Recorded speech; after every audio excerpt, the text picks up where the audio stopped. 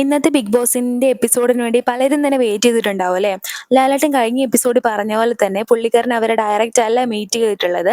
മെയിനായിട്ട് നമ്മുടെ ഡിസ്കഷനിൽ വന്നിട്ടുള്ളത് അനിമോള് തന്നെയാണ്. അനിമോള് ജിസേലിന് ചുണ്ട് തുറച്ചതും അതുപോലെ ജിസേല് അനിമോളെ പിടിച്ച് തള്ളിയതും ഒക്കെ ഡിസ്കഷനിൽ വന്നിട്ടുണ്ടായിരുന്നു. പിന്നെ അക്ബറിന്റെ പാട്ട്, അതുപോലെ പല കാര്യങ്ങളും വന്നിട്ടുണ്ടായിരുന്നു. അതില് നമ്മുടെ അനീഷിന്റെ അഭിപ്രായത്തിൽ എല്ലാവരും അനിമോളെ ടാർഗറ്റ് ചെയ്യുക എന്ന് തന്നെയായിരുന്നു അനീഷ് പറഞ്ഞിട്ടുണ്ടായിരുന്നത്.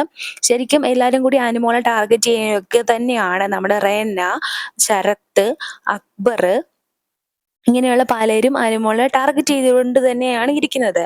ജിസേല്, നിവിൻ എല്ലാവരും തന്നെ.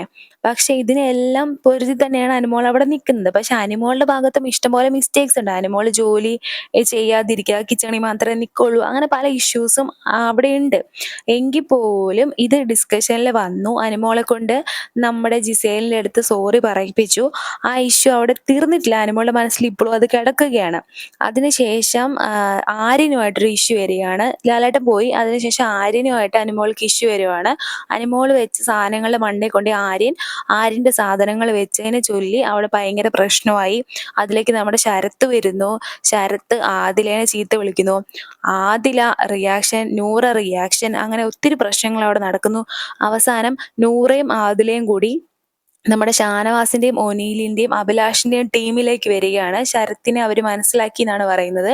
അങ്ങനെ ശരത്ത് പബ്ലിക്കായിട്ട് നമ്മുടെ ആദിലയോട് മാപ്പ് ചോദിക്കുന്നുണ്ട്. അങ്ങനെ ഇവരുടെ ടീം ഇപ്പം ഷാനവാസിന്റെയും ഒനീലിന്റെയും അഭിലാഷിന്റെയും ടീം എണ്ണം കൂടി വരികയാണ്. അപ്പുറത്ത് ബിന്നിയും ശരത്തും നമ്മുടെ റെനയും തമ്മിലുള്ള ഡിസ്കഷനും നടക്കുന്നു. അവരിങ്ങനെ ഇന്ന് നടന്ന സംഭവങ്ങളെ പറ്റിയൊക്കെ ഡിസ്കസ് ചെയ്യുന്നു. അപ്പൊ ഇങ്ങനത്തെ കൂടുതൽ അപ്ഡേറ്റുകൾക്കായി ചാനൽ ഒന്ന് സബ്സ്ക്രൈബ് ചെയ്ത് സപ്പോർട്ട് ചെയ്യാം.